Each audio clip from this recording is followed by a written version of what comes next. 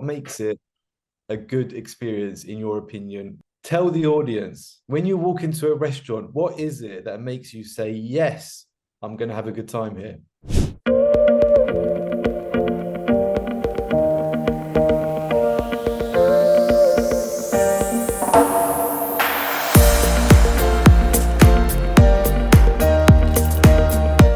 Hello, everybody, and welcome back to Learn English with Teachify. Hello. Mickey, hello. How are you today?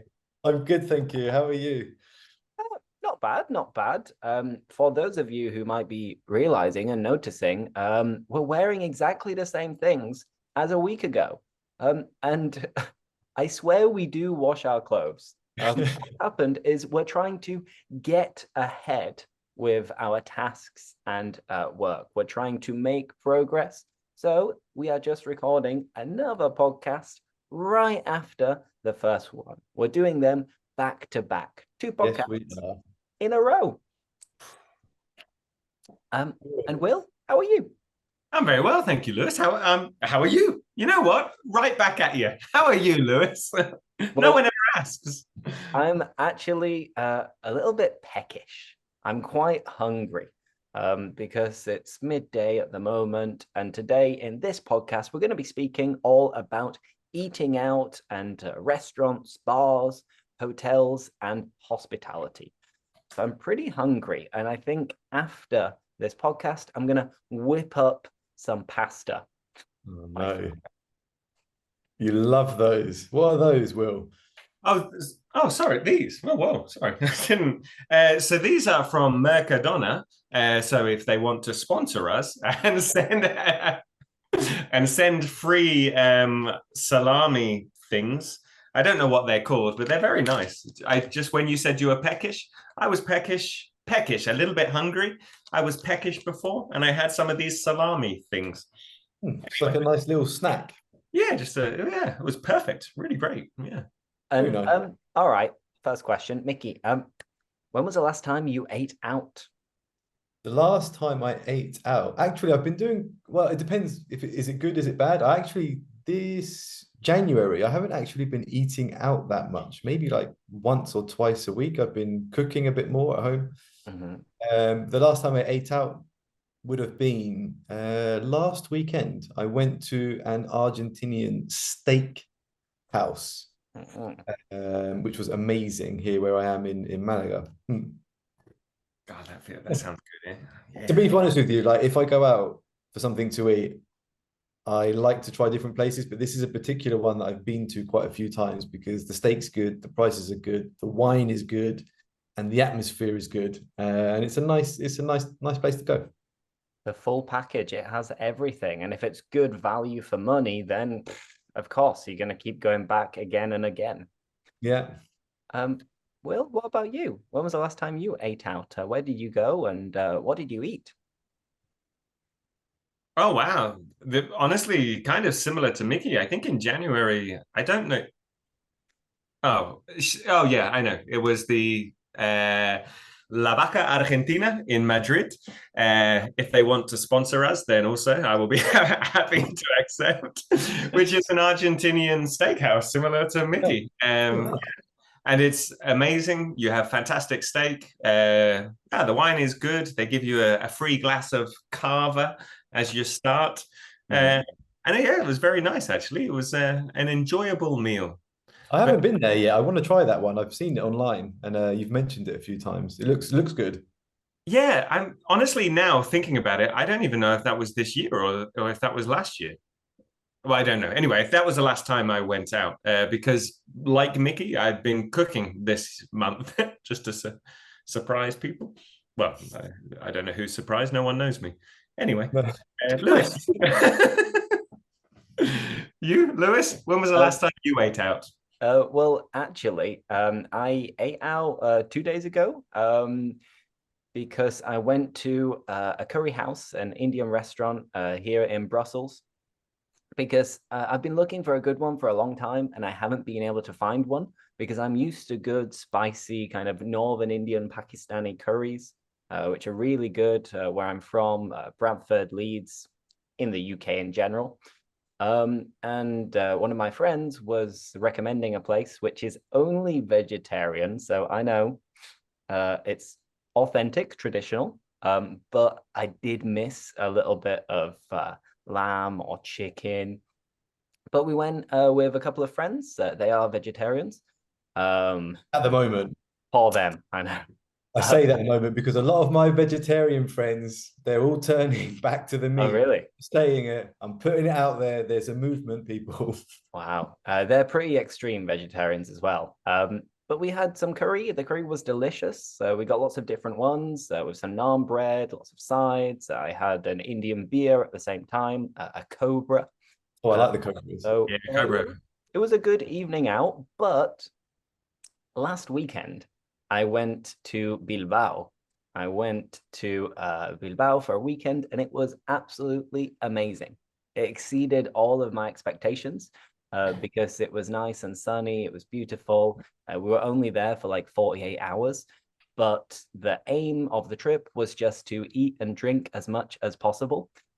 So we did that, and everywhere we went, we'd stop, we'd get a few pinchos, we'd order a few tapas, we'd get chacoli, which is the typical Basque white wine.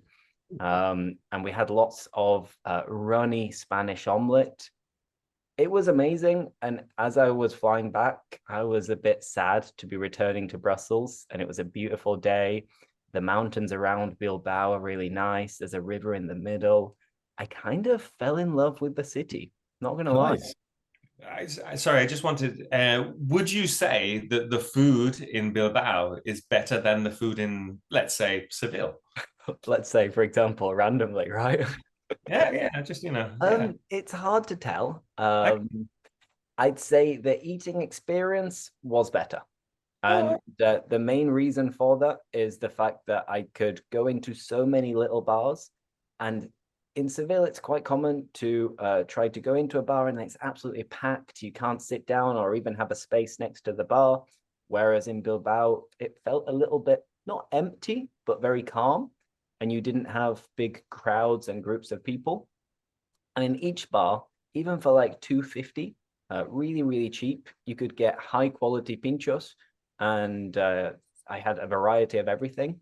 So I'm not going to say that the food was better, but I think the overall dining experience was better, at least from my one weekend. I've never been to Bilbao. Like, with the pinchos, like, do they always come on bread? Or do you get pinchos without bread? They pretty much always come on bread. There are a few exceptions because you have the pinchos which come right next to the bar where you can always see what they look like, and then you can get them heated up possibly. And then you have other ones which are kind of off the menu, and then they are pinchos calientes or a la carte. And in this case, they weren't just the traditional image of pinchos. But I had like a mini steak pincho, which just came with a little bread on the side. I had some kind of shellfish pinchos as well. Like there was literally everything, and it's making me sad thinking about it because this weekend I'm not going to Bilbao.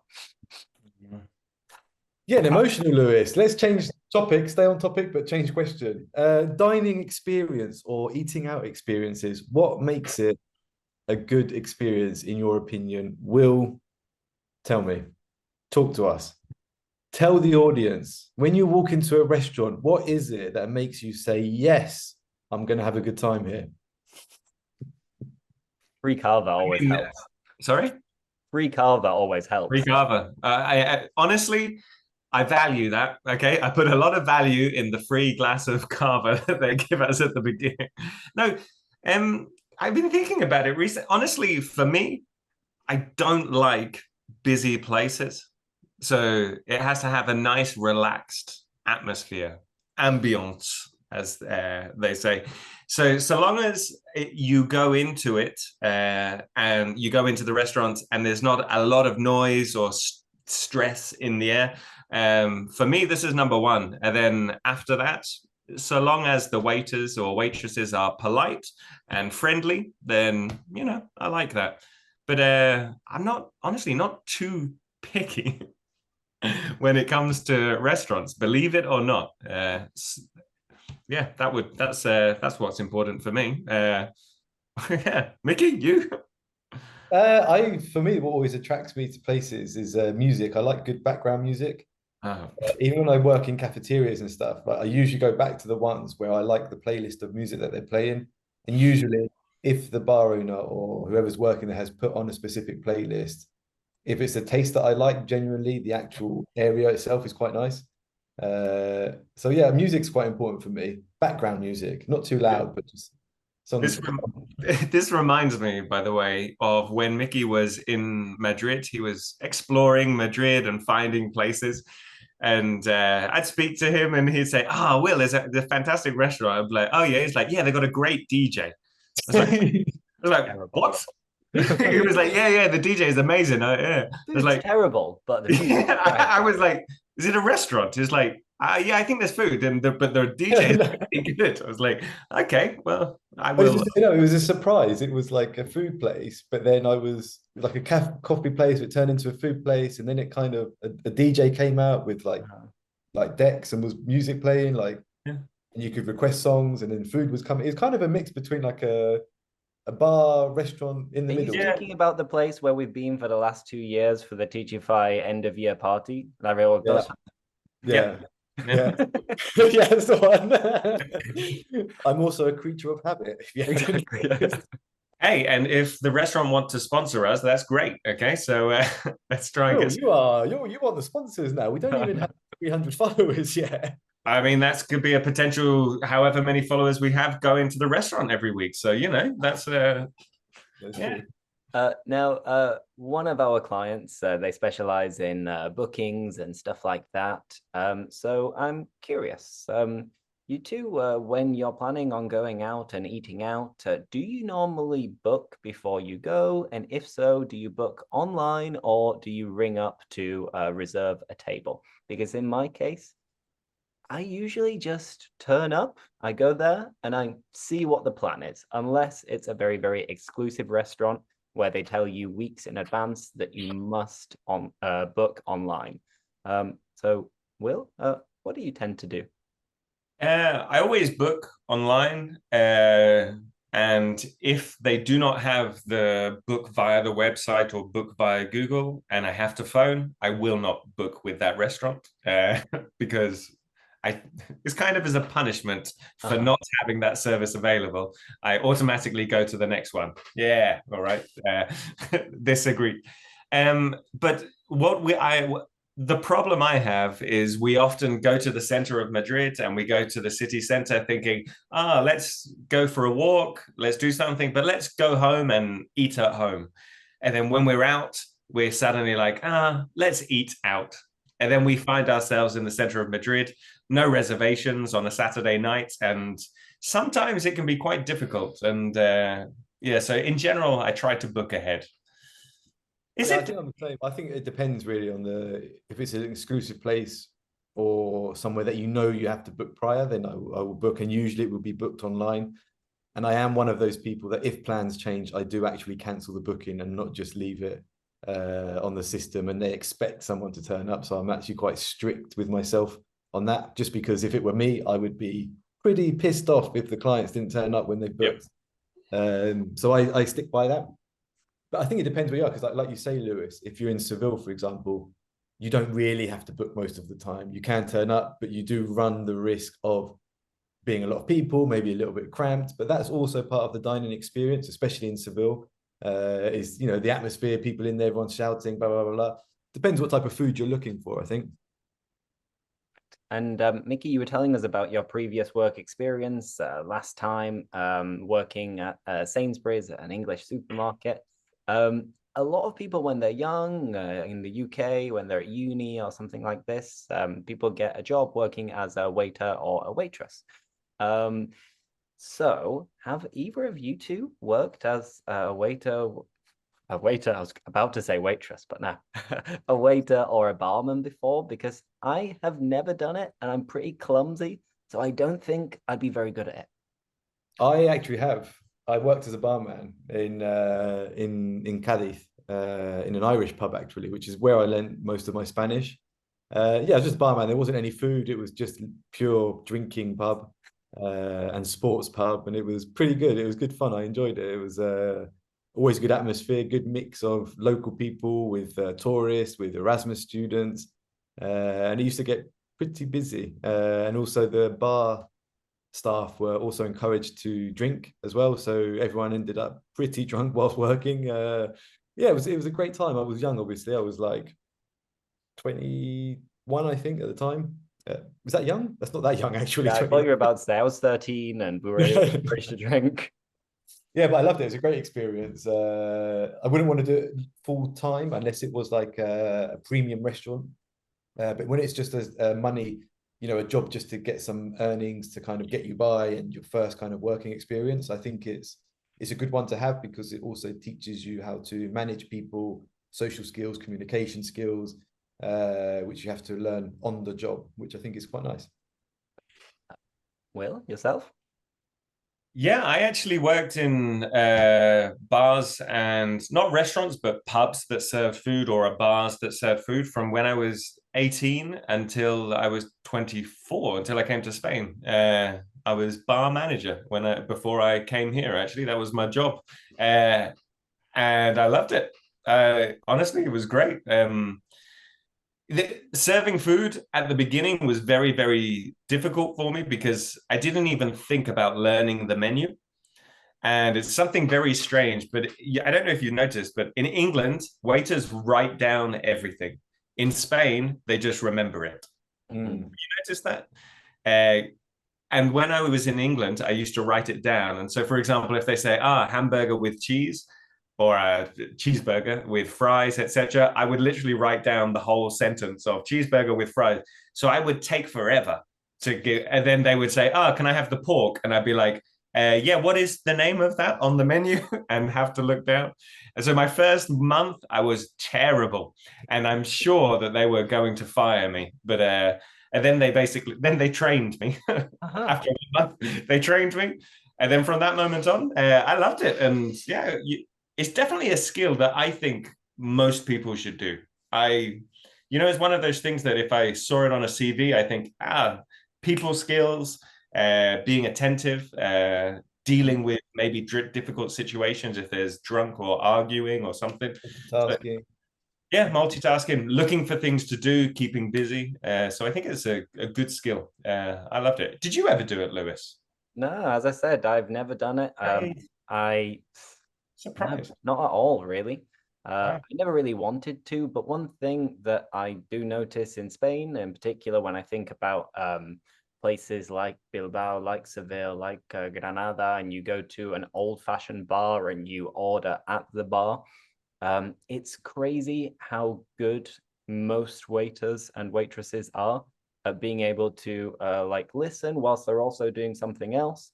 And then, as you said, they don't write anything down and they will sing it to you and they will repeat exactly what you said. And I'm like, how do they remember? I don't remember what I was going to order. So is he going to tell the chef and then make it?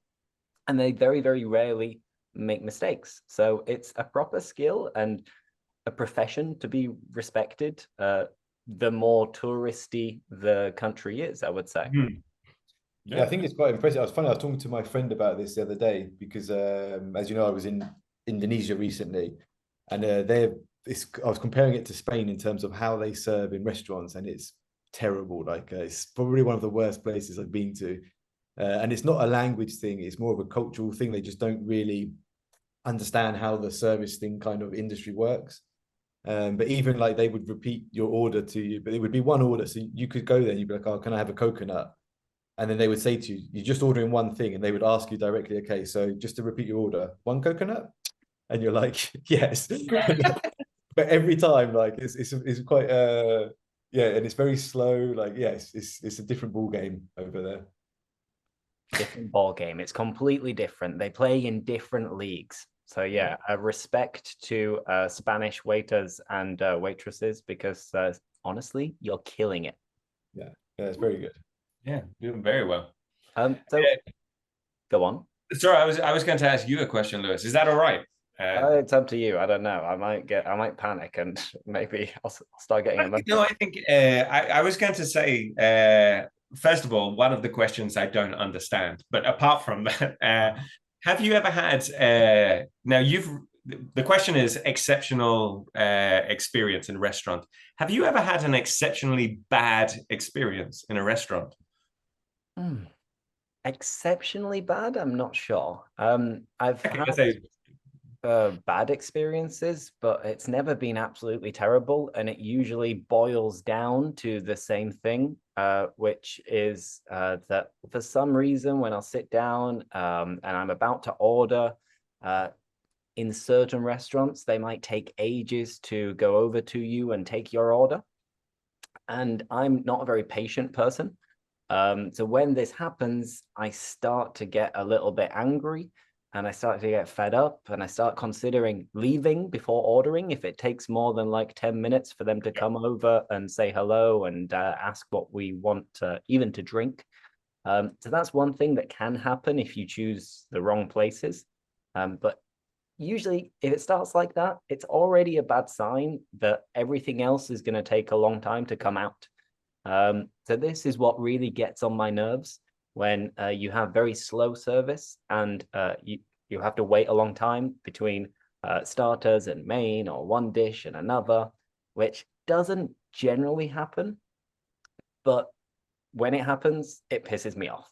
And I think, really? It's taking 3 hours and all I want is 3 different dishes? Seriously?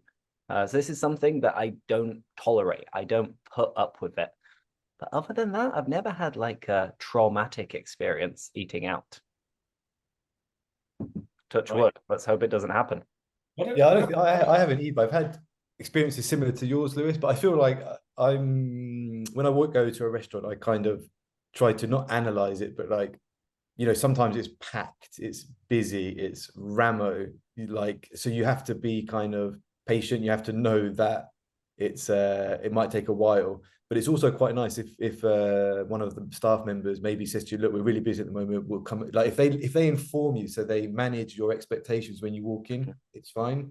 But when they don't and they've clearly seen you and they ignore you, then it's a problem. So I think it all depends on how it's managed.